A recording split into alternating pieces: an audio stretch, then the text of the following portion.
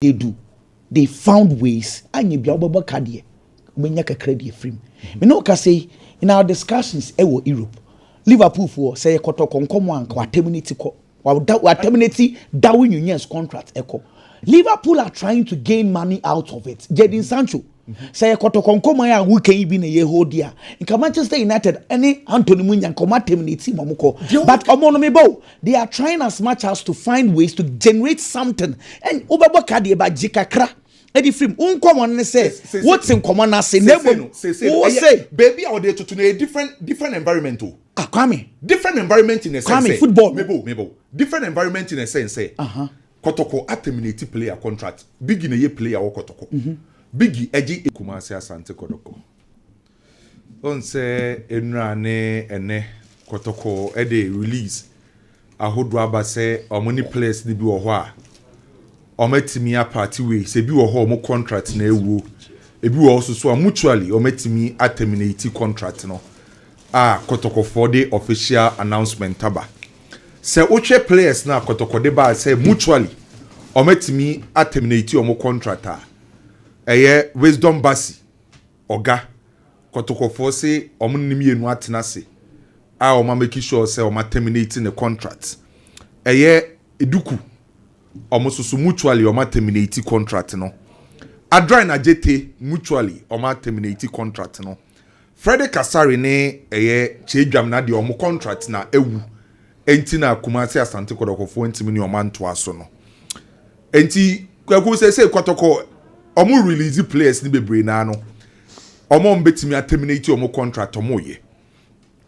Kwaku sa termination of contract we it seems say yedi hu nkomo bebre de bia yedi yebo season we bia yedi personally menye obi a manije hu say yabo season awie na player wakwa no infie dodo a wode ma no wantimi anserve infie dodo na awie ono soso a wantimi anton na nyeska na player no wa terminate a oko free na Kotoko asa mani bibi ade atwa to yes, I am say a team na eboka.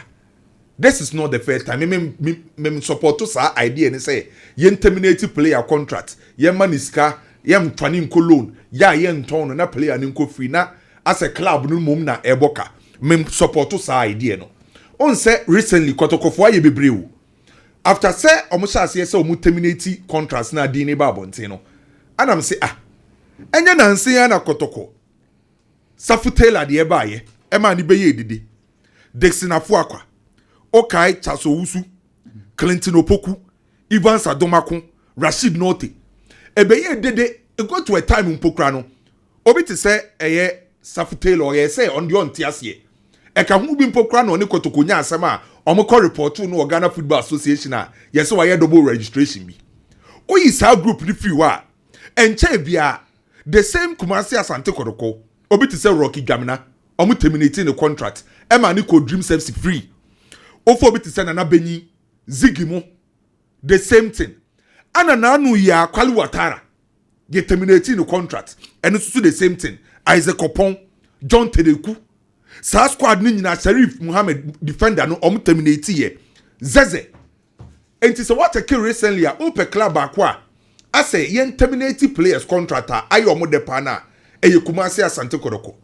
on say ideally embrofo na yesu omo say ye football no say obe party way to the player bia ade say omo drag issue na che eto de mpokro metime decide say player we do on kaya plans so na mom ye betimi na kolon wo baabi na che sa team no ana etua ne salary na enye ye Kotoko aba be ye beden na sa financial cost no ateso eto de mpokro ye ton ne de ma team foforo na ye dia shame say tona ye to ama no ye ntie mo mamu ntue ska kese bi aba ye betima anya say on close enti aton de ama team A ba ye nju ska kese ba ye di same set player ne ba no ne modern bobe so ani na mo so mo ton na ye Kotoko ye betima benefit say on close no ebebem eto de bi mpokura Kotoko player bi every breakum Chelsea eskana breakum Chelsea bo no e wo soro sa player na wo terminate the contract no wo betimi de na ka ho akwa je sa player no abra en affect you so o hwe saa nneoma na wo ne se ankanu mom ne betima bua Kumasi Asante Kotoko by kwaku me no mienu sankoma ye di Kotoko mpanyimfo nim enye so munim omunim se si ye betimi di player na Cologne ye betimi aton no ye betimi di na akwa exchange player ye betimi di na ma team bia ye betimi nya say on close enye se Kotoko fo ni mo they know anka the right procedure ne de ye yake se wo terminate player contract na wo besa maniska na Kotoko aboka na anase Kotoko mum ana cost no obebe a the right procedure na yake ken Kotoko fo ni so busa won se de nti no monya every season bia na saa de ni sie enkwaku in as much as me no memfo asa termination of contract player beko free na Kotoko asa etua ne ka no memfo aso no in a way enye se me defend Kotoko mpanyimfo by in a way me sati mpanyimfo no so ase because no cry ba kope enye se Kotoko mpanyimfo no mto no sebi omonim football ye omoye mpanyimfo a football no omonim de na napin klase ono no oy accountant kese onim se sa nneoma we na be cost Kumasi Asante Kotoko coach James Kwesi Apia onim football mu aye football at the highest level enti mpanyimfo no mudi Kotoko anim no kwa nye so munim football mu de ye ka se sa de we na nka be benefit Kotoko nye so munim by baby wo ho a meni omo te ase the reason why omo terminate no and baby a meni omo te ase na ye se one kwaku Kotoko players ne salaries no omo je no Ghana ha say enye team bia na betimatua utie de make na for the Kotoko player ye terminating the contract or just 6,000 Ghana cedi a month usi onko loan na onko no for the onko brekum Chelsea me no mienu nim se brekum Chelsea ntua 6,000 Ghana cedi and farmer player so the only option na na say tua half na mso tua half ni mpokra ye 3,000 brekum Chelsea e be de so Kotoko decide say any ono na betua ka ni nyina na player na ebomo obi or render the services the macra for Kotoko num and ebe cost no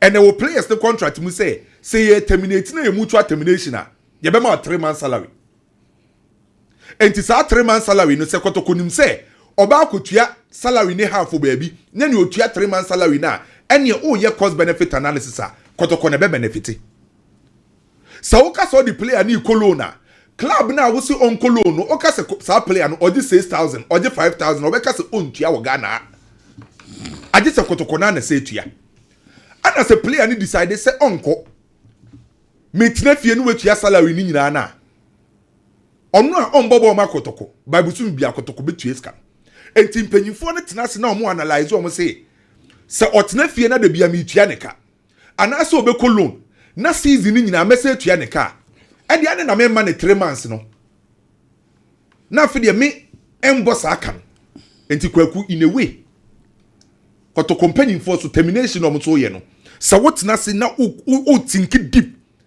no wa hwe the financial aspect a was sort of Kotoko company for na say me no minis me mpesa ade no mo terminate players no by sa wotena se na o think deep pass so a in a way me tuoma se enkonko ye te say mass termination ni bi a few players and no more try some better terminate your contract Kwame se Ghana ha se emra wa ha say sika wo generate and there was say who use what to say the approach issue financial fair play na in the same scenario you are talking about in Kadena Kotoko be Sir, financial fair play na wa bochirin say the bag Ghana has a team. Oh no. You are the way you make me say.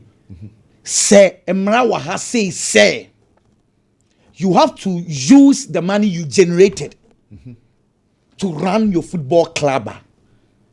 In the context of the transfers in Kadena Kotoko be. I said no be was some run it say the emra ne say na. Inti kombe terminate na. I said some more na the your generate no betim dey terminate why not? Inti some terminate yes sika be na on kwa akoto foforo de aba. Aso mo sika nkwa so be ye. Se no onti dem because baby can Matthias so once nkwa obetima generate sika no. Said the embrofo no ye no say u generate sika na no obetima use a. So me say in the context of Kotoko's transfer that we are talking about. Say enye say Kotoko say okwa Koto player. Say enye say yewra ebe yi sika de ama Kotoko. nanka Kotoko no an say a bono ho bra e de Kotoko player inko Kotoko would find ways to generate money from transfers ana make sure say sa sama wo ka sisi no sa nyoma me nso so mani nje won say Kotoko be terminate player contract na player no Kotoko ama ne 3 months salary na Kotoko mo abuka player no e ko free wajiska Kotoko am benefit me mfaso me first statement am making no enye da enonye the right way. I agree. Enye the right way. Eye either say udi player ni be ko loan ubetima ton ubetimi dia mo obi na wo dia ye say on clause teams ni bebre sa no mo ye no enye na ye the right way. But they make sure say in a way impanyimfo so omudi Kotoko anim no enye say me defend obi o impanyimfo no omudi Kotoko anim no kwaku odwi so munim sa de we yana. Kwame, it is not about odwi so munim ti o hear me kasem cho ba betima say Kotoko team na wo say no omo sign players a omo ma salary na nam say omo ma sign no fee no omo ma salary ni yekese. Kwame, I see this we understand say Kotoko salary ni yekese. Kwame, Lukaku say udi Kwame me pa Lukaku Chelsea koto no oboka say enkomo a woni media enkomo terminate contract and what did they do?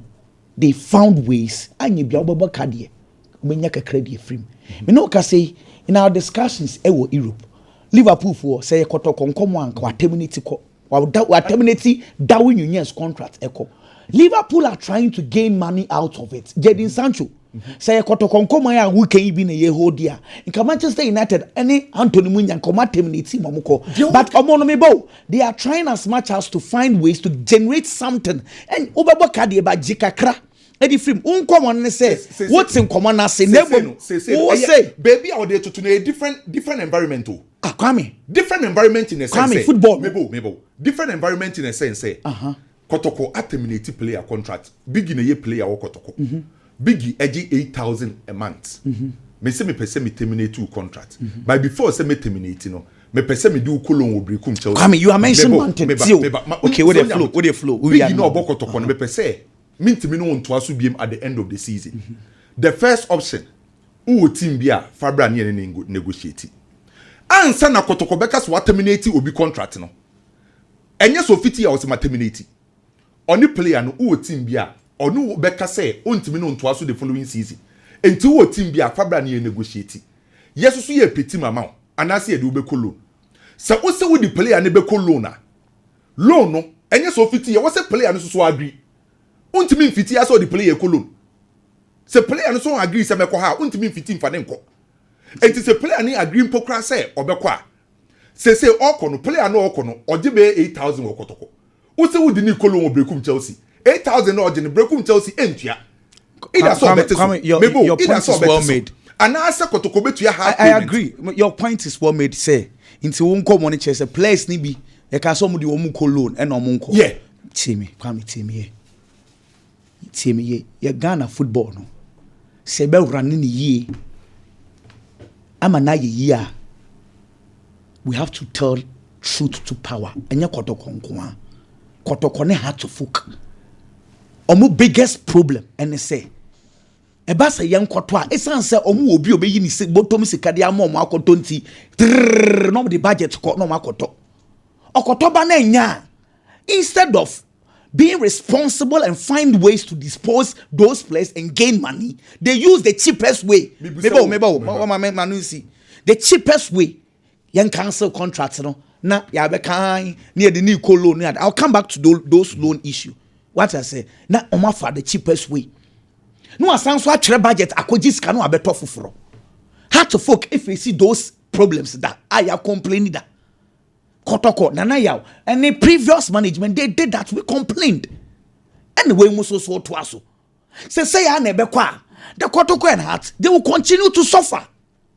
The reason why we appoint someone as manager and he said, you don't only manage the team, you manage ins and outs. Kwame. The best solution for Kotoko was Adiani say, sign player back laba. Player be a best sign biano, a risk. Obetima kwa for top player ba. Obetima be floppy, obetima ba shine. O for player be aba, a risk.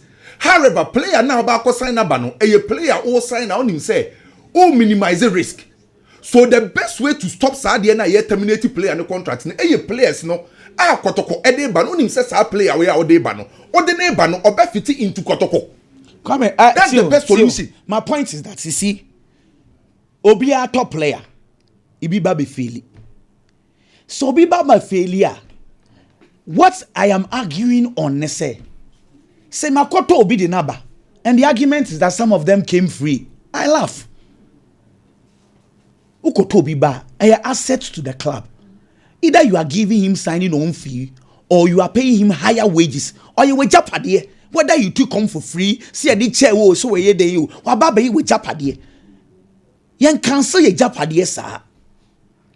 Me but what I said, there are extreme situations. We say, as soon as ye penal. You better say extending the contract, also extending wako free. Any extreme situations. But say, Kotoko 6 months before end of season, onim sa assume si wedi me fa non to aso. Inti elsewhere, proper football structure is that the manager or the sporting director or whosoever is in charge of transfers, you start working ways out. Me ba what I say, only boy no, and any agent, you try to find clubs. If you okra nye Ghana nkwa. Me ba what the me cho ya say. Inti dia woka no. Dia woka no. Enye se na the right no. Se me chance ne se otie mi a. The right thing no ana ye ka no. So tio, who say the right thing, but you are still also saying say because ye situation loan na ya do mo call loan wa omu ntimi ntia ana me tell say odi ni call loan come Jadon Sancho Jadon Sancho maybe oh I see why because he for the running proper football mebo abuchi. So the standard is there. We are saying say say no say I just mentioned that Jadon Sancho Chelsea na 2 and wages ni nyina. So that see giving a player out loan and you Kotoko paying no and yes something extreme and then your time will be also so na yes Kotoko to be na ba no terminate ni entina hodin Kotoko akoto player oto player no otua player ne ka 10,000 a month bosome player ne nka Kotoko plans for the next season Kotoko episode ni ko loan player ne nya willing to go because before se Kotoko be terminate contract no na omuni player ni agent ni edi nkomo before omudi nkomo na player ni fa ne ko brekum Chelsea okay meko me salary na meje no eno na meje se brekum Chelsea mpokrentua half a 5,000 Ghana cedi Kotoko players omuji 6,000 5,000 come some commodity what can it is established to say 5,000 no se Kotoko player eji 6,000 na oko brekum Chelsea o si brekum Chelsea ntua half 3,000 credit Kotoko teams no man no Kwame see it is not about say one more example ten edu Kotoko tua say omutua Paniseti Tisika 1.8 billion. If today 10 of this contract is terminated, what will you say? What am I beba no? So what will you say? 10 do die no. Maybe over deep. I'm just asking question. Me can ya come some keke. Say 10 do die no. Me see a cost to Kumasi Asante Kotoko. So Kwame, Tio.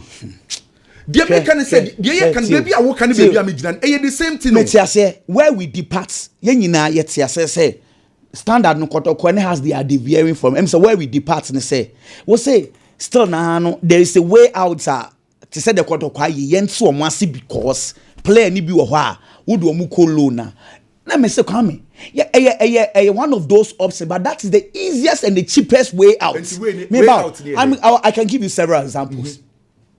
Me pese play ben kwa na me nyusu ni dey. Say so ma terminate Basi dey. Okay, ma me nyusu Basi. 6 months before Kotoko knows that they will sell Basi. Example, it could have been any other player. Patchwater say, beat me Duku and I say, whoever say Dukua. What I say, Ebia Kotoko, you just mentioned Chelsea. Ebia Kotoko pay Chelsea player. What I say, Chelsea means your Kotoko transfer fee. Just one of those options I am giving you. Kotoko can use that as a bargain. Me Patchwater say either cash plus a Duku or cash, whichever. I'm just giving examples. Say there are so many ways out. One of those ways they say, oh yeah, sporting director. I think a sporting director say our bridge they are connected with agencies. I'm just saying, sir. I just mentioned sporting director, but senior sporting director Kotoko had to focus on be in charge of transfers. So it could have been any other name. You work with, sir. As we see Peno. value for money is important. I cannot just wake up and terminate a player contract. Okay, as you may see, I can give you my contract me answer at the amount. Coach says he does not need you. Contract A, contract B, contract C. What I say? Then you work out a way for the player. And say player and say, also we a team, Kotoko, umpe player biggie. Ope so de neko breakum Chelsea. Ope so de neko Heart of Lions. Ope so de neko Young Apostles. Na player and say change na on kwa. Dear na be. Kwame, it is not so. Say Kwame, so you keep him. He's your player. So he's Kwame. Adi ye asset here. Then disposing of his out. What can I hear me there?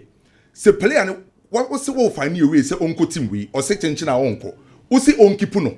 Okipuna onye part of Kotoko. By the end of every month, Kotoko bet you aneka. Kwame, okay. Oh yeah, wait. Okay, yeah, I'm chawade. I'm going to use it. Say Lukaku. When Chelsea wanted to dispose him of, was a Menko.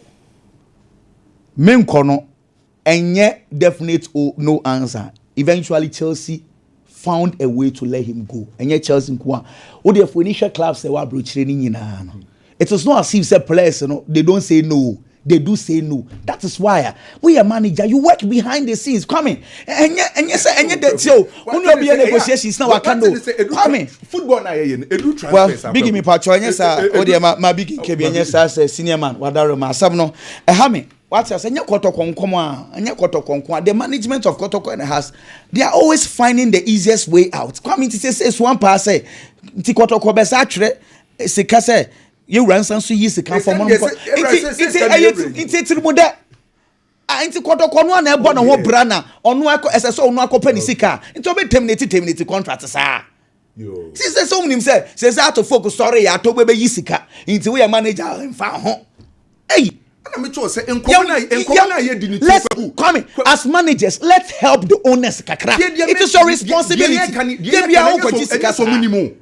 Big impact wadaro need you man wadaro man big fly man. Koku enkomo na ekosoro wo ho. Oni kwame nyina I think say obia point no valid. From Kwame's angle. Na me preview to one player wo Kumasi Asante Kotoko the contract details. In Kolana after the exit of Nana Amponsa Asante Kotoko release your money be.